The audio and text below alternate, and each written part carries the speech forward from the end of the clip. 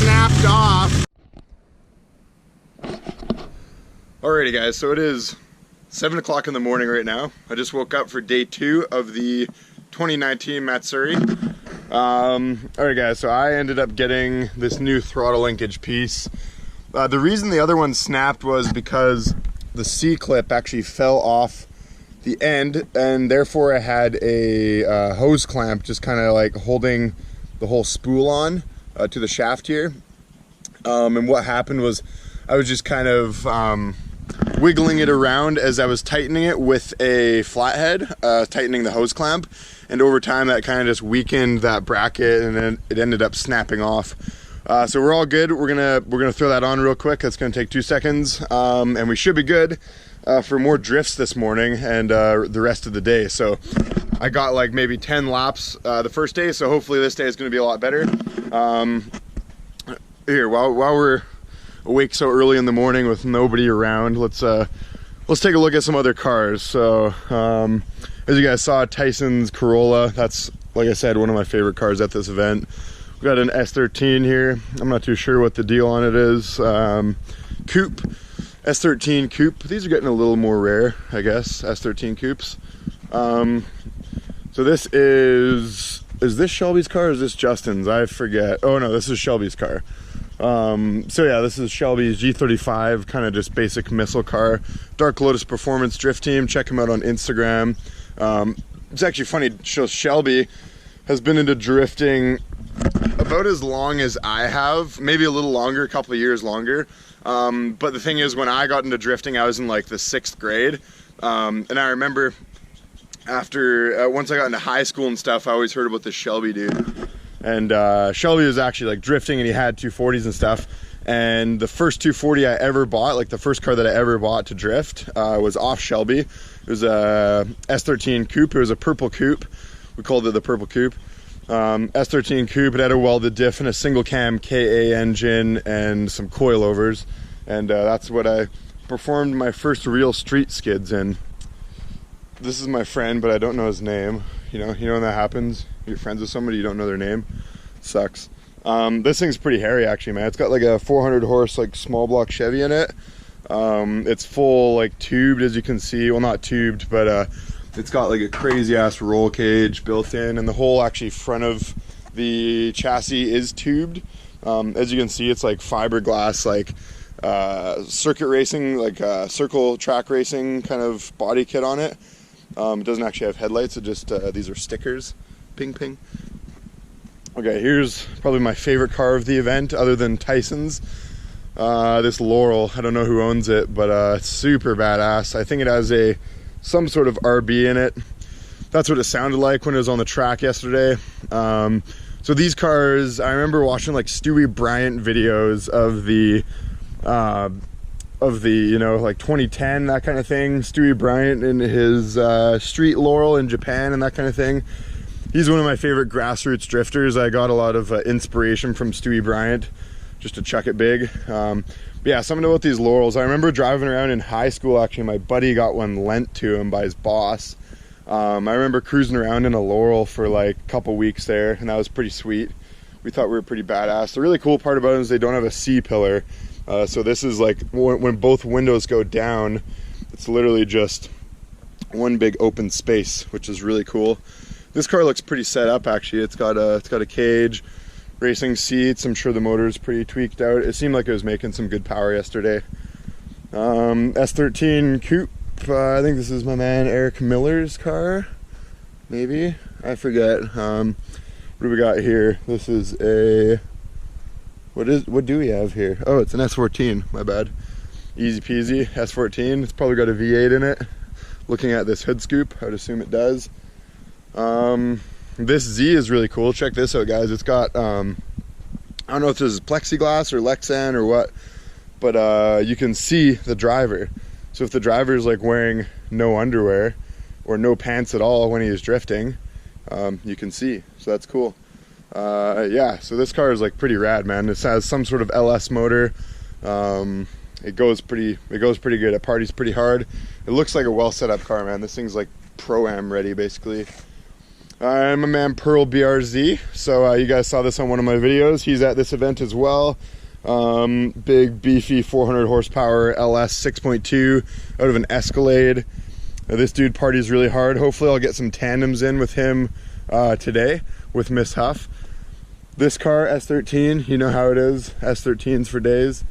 And a Cressida. I love these cars, man. Toyota Cressida. I used to own one, if you guys didn't know. It was a 1UZ powered one. It had coils and angle mods, and it was a good car. I like that thing. But this one seems pretty dope. I don't know what kind of motor is in it. Oh, hey, Scoob. Hey, bud. What's up?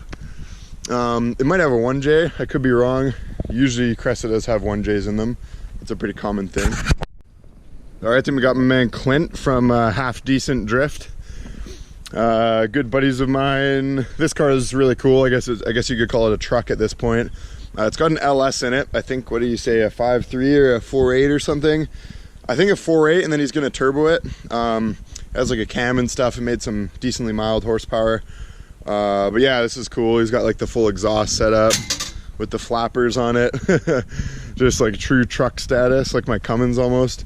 But this car is really cool. It's full setup. He's had this car for a long time, actually, many seasons. Oh, I guess I should show you guys this. My good man Austin unfortunately put his beautiful turbo manual 740 into a wall yesterday. Oh, Scooby's ripping. Yeah, so it's a little saddening. Hopefully Austin doesn't, I don't know, man. I don't know what's gonna happen. Look at the trunk got tweaked over. The front frame rail is really bent. This is the problem, man, bringing these nice cars to, Matt Surrey and these drift events where there's walls everywhere. You know, sometimes shit happens, and this is unfortunately an example of that. So, anyways, guys, I'm gonna go grab some breakfast. Then we're gonna hop back out on that track and do some more drifting. All right, guys, so track is hot now. As you can see, I fixed the throttle linkage on Miss Huff. So I got this from a junkyard. It's all tight. The only difference is this spool is a lot tighter. The spring's tighter, so the throttle is like actually tighter, which is fine, doesn't make any difference. So we're gonna set the GoPro up and go for a rip.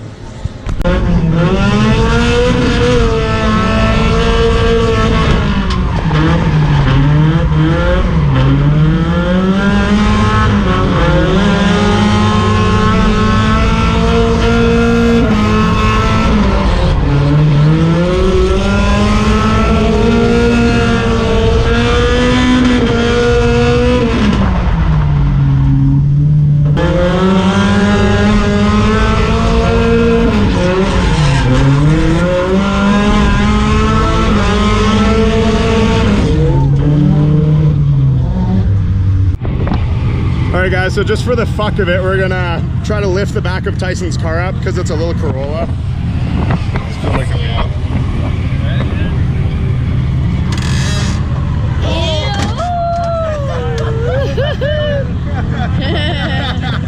Nice. Alright guys, so we're gonna play a little game here. It's called Slip It In. Haha. So basically what it is if I walk over here, there is 2 cones on the hairpin over there. Don't know if you can see, yeah, on this. So if you look on the main hairpin with those Swedish colored little flags there, you'll see those 2 traffic cones. So essentially what we're doing is we're gonna, you have to drift through the traffic cones, and every time everybody makes it through, the cones get closer, and you're eliminated if you hit a cone. I actually won this at the last Matsuri. So we'll see if I can take it home again. We got my man Tyson. He has a very short little baby car. So he's gonna have a good advantage in this, but we'll see what we can do. I'll go really shallow on the angle. You don't wanna be crazy buck, or else it's gonna make your car essentially wider in that little zone. So yeah, we're gonna send it and see what happens. All right guys, so I didn't film the first couple runs just because it was too easy. Now the cones are getting pretty tight. So let's see if I can keep it going. There's been about 5 or 6 cars that have already knocked over cones and gotten kicked out of the event, or the competition.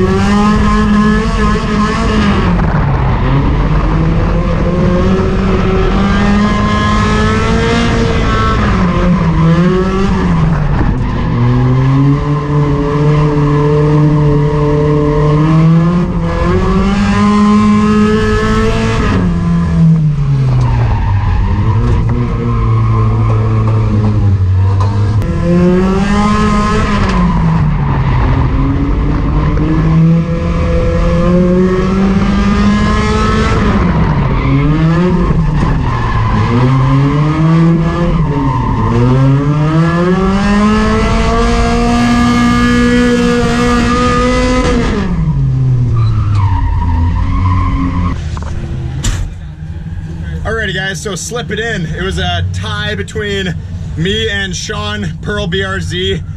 That last one, the cones were so close that it was basically impossible. I had to be like a tiny bit of oversteer, just barely drifting, basically driving through it straight. But yeah, so that was fun. We're gonna go do some tandems, and yeah, we'll see how she goes.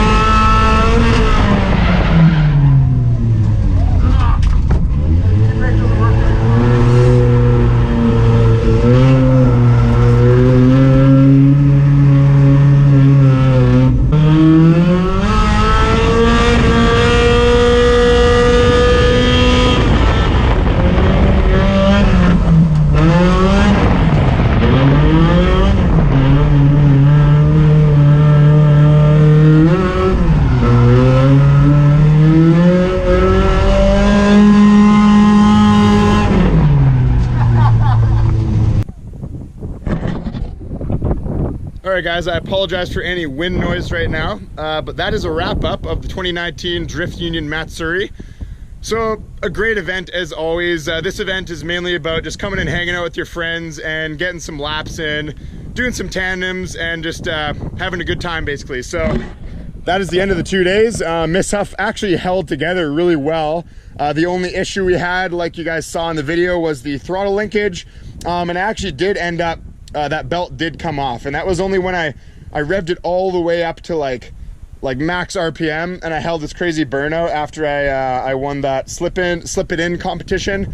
Then it ended up chucking the belt. I put this one on, and this one held in for the rest of the day. So, you know, that wasn't too big of a deal. That seemed all good. So we're gonna head home tomorrow morning. We're just hanging out here, sleeping one more night here. But overall, really fun event, and glad you guys could, you know, watch the video. So things to come for the channel.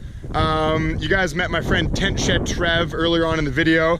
He has an ITB setup for me. So those are made with 20 valve 4AGE throttle bodies. So if you guys know, those motors came factory with individual throttle bodies. So Tent Shed Trev, being the Volvo mad scientist that he is, made a full custom setup, able to bolt to a red block intake side, and that's gonna be rad. So he's selling them to me for a good price, and I think that's gonna be the cherry on the cake for this whole NA setup I got going on here. Hopefully make another 10 horsepower. If not power, we're gonna make some wicked sounds, but I do think it's gonna make some more power. There's no way that it can't, just considering how this stock intake manifold is designed, and you know, like the weird little bend I got here, like the factory bend right here. There's some bends and stuff. It's just not perfect, right? So I think these individual throttle bodies are going to be a wicked upgrade. So looking forward to that. That's going to be really soon on the channel. More things for Samuel. I'm going to put angle mods in him. Probably do some more Mexico videos for you guys. All you new subscribers to the channel, thanks for watching. And this is basically drifts and lifts. It's grimy, epic Volvo drift, keeping it budget, having fun, and basically getting out there and having a good time on a budget. And you know, because we can all relate to that. Not all of us have a shit ton of money to spend on drifting. So you know, these cars have allowed me to do that really cheaply and have a ton of fun. Everybody I've taken for a ride in this car today, I took a handful of people. They all say, they're all like, oh, this goes just as good as some of the faster cars. So as long as my tires are in good shape and I have the pressure nice and low, this thing actually can keep up with most of the cars on a track, as long as the track's not like third gear massive sweepers. But hey, maybe this ITB setup will give us a little bit of extra juice, and you know, maybe you'll see me do a competition in Miss Huff one day. It was rad to take passengers. I'm glad I put this passenger seat back in with the door, with actual door bars. If you guys remember that old door, that thing was sketchy as hell. It had no door bar, and it's basically a death wish for anybody riding in it. But yeah, I think I'll leave you there, guys. Like and subscribe for Volvo Nipple Squirt. Peace out.